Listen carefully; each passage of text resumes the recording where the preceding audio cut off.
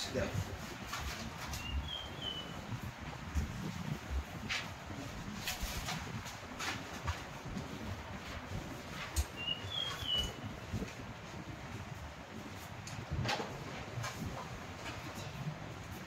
आज बुद्धिमत्ता म्हणजे 20 ते 26 प्रश्न बुद्धिमत्तेची घेणार आहे.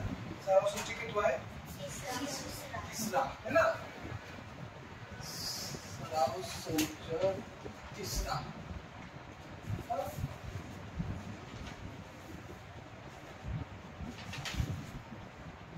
अभ्यास हा विद्यार्थ्याचा परिस असतो. अभ्यास हा विद्यार्थ्याचा काय असतो? परिस म्हणजे काय? अशी एक वस्तू की ज्याला स्पर्श झाला तर काय होतं? सोनं होतं. ती कुठली वस्तू असो. तुम्ही जर अभ्यास केला तर तुमचं जीवन कशासारखं होणार? सोन्यासारखं होणार. जाऊया बघू बुद्धिमत्ता सराव क्रमांक 3 21 ते 27 प्रश्न. आता लक्षात घ्या या पहिल्या प्रश्नात या चौकोनामध्ये हित रंगवलेला गोल आहे. हित रंगवलेला गोल आहे. हा म्हणजे ही जी रेष जिथं आहे तिथंच रंगवलेला गोल आहे. बरोबर आहे का? रेषेची चिकट तिथंच रंगवलेला गोल आहे. हित आहे का? हा गोल हित पाहिजे ना.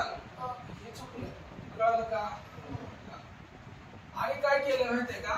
हे असं फिरवलंय ते परत असं फिरवता आलं नाही. बघा हे असं केलं का हित आलं. हे इकडे गेलं बघा हित आलं. बरोबर. हे हित शरीरानंतर ही आकृती ती.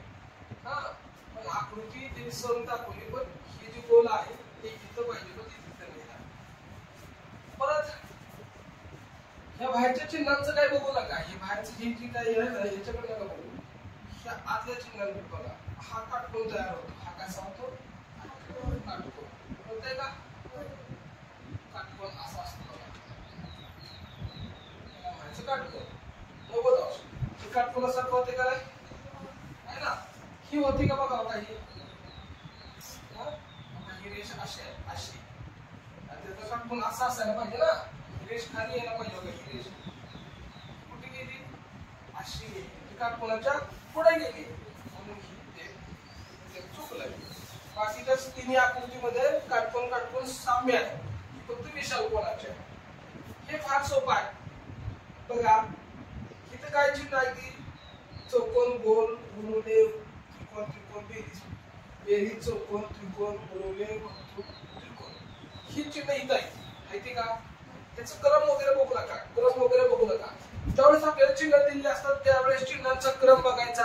चिन्ह घटवित म्हणजे प्रतिघटवित आणि घटवित. घड्याळाच्या दिशेनं आणि घड्याळाच्या विरुद्ध दिशेनं फिरवून का बघायचं. घड्याळाच्या दिशेनं म्हणजे त्याला घटवित म्हणायचं आणि घड्याळाच्या विरुद्ध दिशेने त्याला प्रतिघटवित म्हणायचं. आता घड्याळाच्या दिशेने ही बघू नका तसं. फक्त ही मोजा कोण सारखा त्याला. बघा इथे त्रिकोण आहे. 2 त्रिकोण आले. गोल आला गुणुले आला बेरीज आले चौकोन आला. हिथं फक्त बघा हिथं त्रिकोण आतापर्यंत त्रिकोण 2 होते ना. हिथंच फक्त गोल 2दा आला आणि त्रिकोण एकदा. मग हे चुकले. हे उत्तर येते. कळलं का? म्हणजे ह्याला तुम्ही गोल करणार. ह्याला गोल करणार. कळलं? ह्याच्यात फक्त गोल पोस्ट टाकाले. यानंतर मोजा की बघा हिथं जी चिन्ह ती हित आहे. ती चिन्ह हित आहे. ती फक्त इथे बदलले. त्रिकोण डबल घेतला आणि ते कुठेही मांडू द्या. No problem. कुठेही मांडू द्या. त्याचं काय अडचण नाही. बघा कोण येत होता इथे घेतला आणि वर चौकोन होता खाली चौकोन आणला. काही फक्त याच्यात डबल चौकोन काढून डबल त्रिकोण काढून डबल गोल आणला. ते चुकलंय. हिथं बघा 24वा प्रश्न. वर जागा मोकळी आहे ना. हिथे आणि येते वरचा भाग त्यांनी जोडलाय का नाही. याचा अर्थ ही वरचा भाग उघडा आहे. इथं उघडा आहे का नाही. पूर्ण बंदिस्त आहे. म्हणजे ह्याच्यात आपण आत जाऊ शकतो. बरोबर आहे का? ह्याच्यात जाऊ शकतो. ह्याच्यातही जाऊ शकतो का नाही. पण ह्याच्यात जाऊ शकतो का? ह्याच्यात नाही. हे उत्तर आहे. आता बघा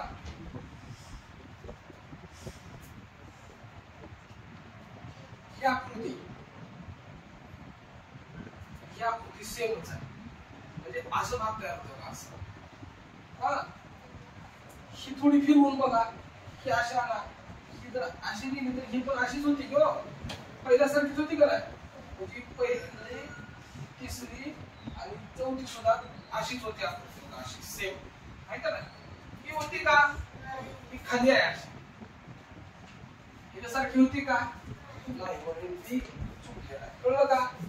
फक्त फिरवून बघा, ह्याच्यासारखंच ही होती आणि ती पण थोडी फिरवा, त्याच्यासारखी चुकली. ते होत नाही, तिचं खाली तोंड नाही.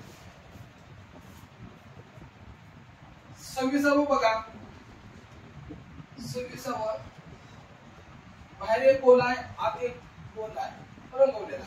बाहेर एक रंगवलेला गोल आहे आणि आत एक रंगवलेला गोल आहे.